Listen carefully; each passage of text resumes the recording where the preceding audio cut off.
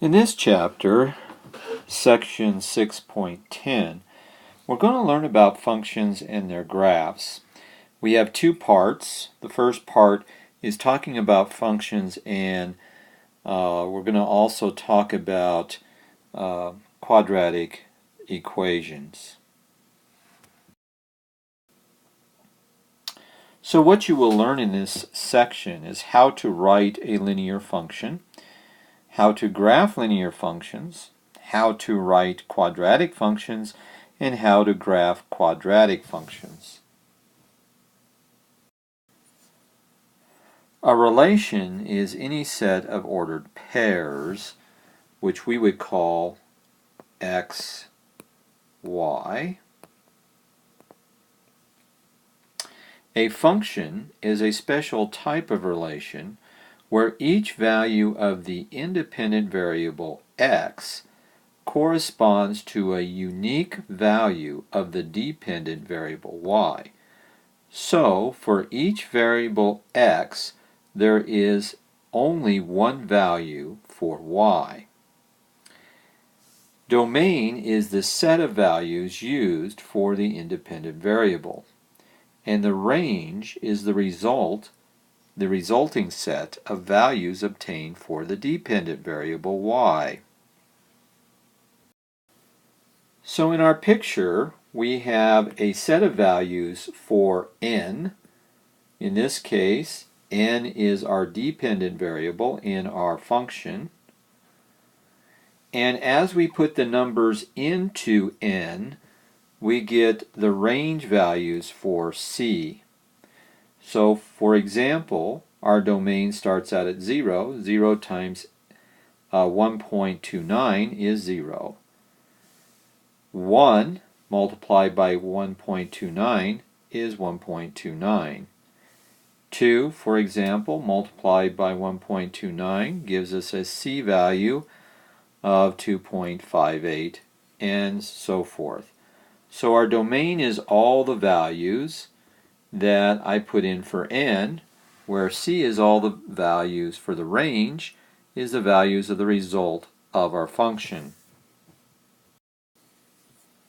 So, if a vertical line can be drawn so that it intersects the graph at more than one point, then each x does not have a unique y.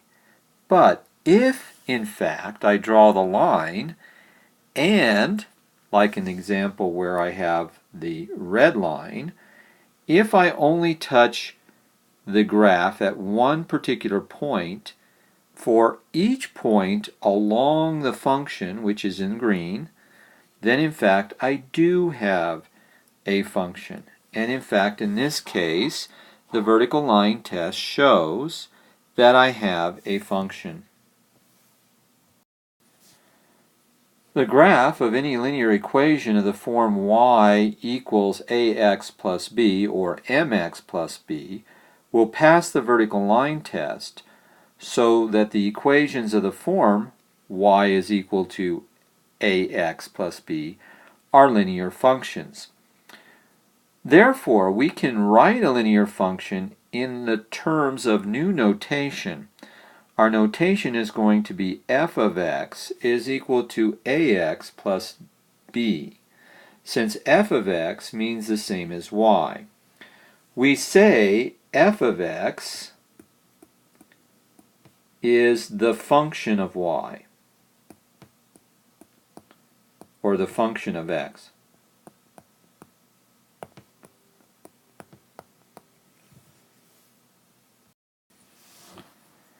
The graphs of linear functions are straight lines that will pass the vertical line test.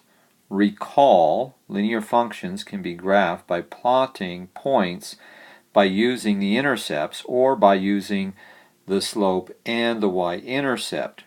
Recall from the last chapter that we've studied. We have a new function that we're going to talk about, which is called the quadratic function. The standard form for the quadratic equation is y is equal to ax squared plus bx plus c. a doesn't equal 0 in this particular case. So a graph of equations of this form always passes the vertical line test, are functions. So all quadratic functions are functions. They do pass the vertical line test.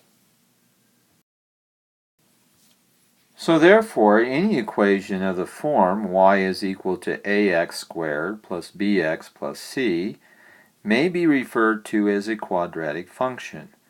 We may express quadratic functions using function notation, where f of x is equal to ax squared plus bx plus c.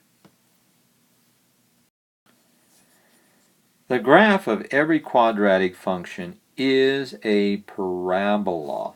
In a parabola, we have a coordinate system where we have x and y, and a parabola looks like a U shape. A parabola opens upwards when the coefficient of the squared term a is greater than 0. And the parabola opens up downwards when the coefficient of the squared term a is less than 0. So we can have something that looks like this when the coefficient a is less than 0. So here are two examples. We have y is equal to ax squared plus bx plus c, where a is greater than 0, so it's positive. Here the parabola opens up, right, and we have a point which is called the vertex. The vertex point is the point in where the parabola is symmetric on either side of it. Again, when a is less than 0, we have the parabola opening down. So here we have the negative a, here we have the positive a. Notice the axis of symmetry goes through the vertex. So the vertex of a parabola is the lowest point on a parabola that opens upward, and the highest point on the parabola that opens downward. Every parabola is symmetric with respect to a vertical line through its vertex. This line is called the axis of symmetry of the parabola. So the axis of symmetry of the graph of the equation of the form, right, of the quadratic form, y is equal to ax squared plus bx plus c, can be determined from the following formula. So the vertex for the x part of the vertex is equal to x is equal to a minus b divided by 2a. So the vertex has 2 points. It has an x and a y. It's an ordered pair. The x portion can be found from this formula. To find the y part, we will plug in the x part into the original form. So, from the previous slide, this formula gives the x-coordinate of the vertex of the parabola. Now, by substituting this value into the given quadratic equation and evaluating the equation yields the y-coordinate of the vertex. The general procedure to sketch the graph of a quadratic equation is first we determine whether the parabola opens upwards or downwards by looking at the a coefficient of x squared, right? If a is positive, the parabola opens up. If a is negative, it opens down. We determine the equation of the axis of symmetry, and the equation of the axis of symmetry is x is equal to a minus b over 2a. This gives us the axis of symmetry.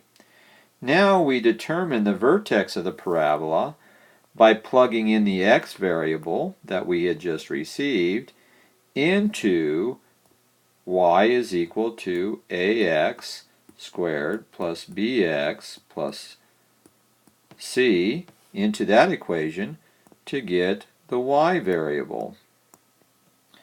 Finally, we determine the y-intercept by substituting x equals 0 into the equation. We can also determine the x-intercepts, if they exist, by substituting y is equal to 0 into the equation and solving for x. Sometimes the x-intercepts do not exist, and we find we're into a situation where we have what's called a complex number. Then we draw the graph, making the use of the information gained in steps 1 through 5. Remember, the parabola will be symmetric with respect to the axis of symmetry. So in some sense, we only need 2 points, the vertex and another point, because another point on the parabola is symmetric with respect to the axis of symmetry. So now we have an example. We're going to sketch the graph of the function f of x is equal to a minus x squared plus 3x plus 4. And then we're going to determine the domain and the range for this function. Well, the solution is, first of all, we see that a is a minus 2, which is less than 0. This means that the parabola opens down. So that's the first step. Now we will find the axis of symmetry. So we use the formula x is equal to a minus b over 2a. We plug a 3 in for b. We plug a minus 2 in for a. And now we get the equation, or the formula, 3/4. Now, to find the y-coordinate, we're now going to plug in the 3/4 in for x. When we do that, we get a negative 2 times 3/4 squared plus 3 times 3/4 plus 4. To continue to find the y-coordinate, we continue with the squared part, which is a negative 2 times 9 over 16 plus 9 over 4 plus 4. We can reduce the formula down by taking a negative 2 out from both sides, from the 16 and the 2, and we get an 8. So now we have a negative 9/8 plus 9/4 is equal to 2. Now what we're going to do is we're going to make sure that we have a common denominator of 8. So that means that the numerators will be adjusted based upon the denominator. So now we have a negative 9/8 plus 18/8 plus 32/8 is equal to 41/8, which is equal 5 1/8. So this is our y-coordinate, which goes in here, and we found the x-coordinate of 3/4. That is our vertex. Now the next step is to find the y-intercept. To find the y-intercept, we let x equal 0. When we do that, we get a negative 2 times 0 squared plus 3 times 0 plus 4, and guess what? Our y-intercept is actually 4. To find the x-intercepts, we set y is equal to 0 and we solve a quadratic equation. To do that, we can't always solve it directly. There is a quadratic formula that can be used for all quadratic equations, especially if they can't be factored. So in this formula, we know that a is equal to a minus 2, b is equal to 3, and c is equal to 4. It turns out that our quadratic formula for finding x is the following. We have discussed this when we were talking about formulas. It is x is equal to a minus b plus or minus the square root of b squared minus 4ac divided by 2a. Now we plug in for a, b, and c into the equation, and we have a negative 3 plus or minus 3 squared, which is going to be 9, minus 4 times a negative 2 plus 4, divided by 2, divided by times 2, negative 2.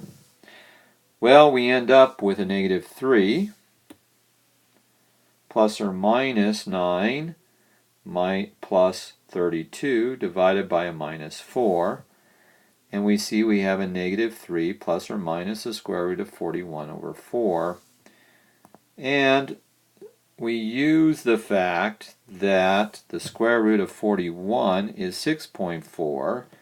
So now, in our next slide, we will make the final solution.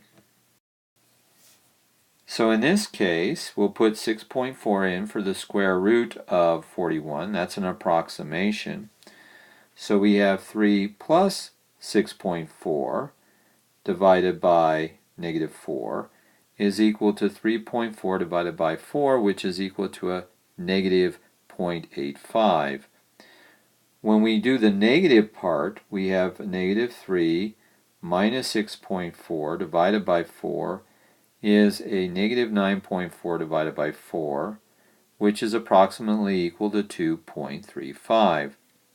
So the x-intercepts are about at negative 0.850 and approximately at 2.350. Those are the 2 points that we're going to plot. So now we have actually 4 points on the graph that we can utilize to sketch the graph. We have the vertex, which is at 3/4 and 5 1/8. We have the y-intercept at 0, 4. We have the x-intercepts at negative 0.850 and 2.350. And now we can sketch the graph. So we put our points in. We put the 3/4 and 5.18 at the vertex point, as you can see up here at the top. We see that is true. And we notice that there is our what? Axis of symmetry, right? That goes through that point. Now we can put in a 4 right here. That's our y-intercept right at this point. And guess what? There is a point that corresponds on the graph that's exactly on the other side of the axis of symmetry, equal distance. Also, we've plotted the x-intercepts, and you can see those on the graph as well, at negative 0.850 and at 2.350. Now, once we've got the points in, we just draw our parabola, and you can see that it goes down. So the domain of the values that can be used for x is the set of all real numbers. This is usually represented as a negative infinity to infinity in most books. This is called the real number set. And it's in what we call interval notation. The range values of y is all the values y less than 5 1/8. Typically, we can also put that in interval notation as the following: a negative infinity to 5 1/8 with a little bracket. We'll talk about set notation in Chapter 2. We're not there yet. So in summary, we learned how to define a function with a domain and range. Recall a function is a function f of x is equal to some value ax plus b for linear equations, and fx is equal to ax squared plus bx plus c of some form for a quadratic equation. We can find the set that works for x in both of these cases, which we call the domain, and it turns out all real numbers work for both linear functions and for quadratic functions. We learned about the vertical line test to help us decide whether a function of a relationship between x and y is in fact a function.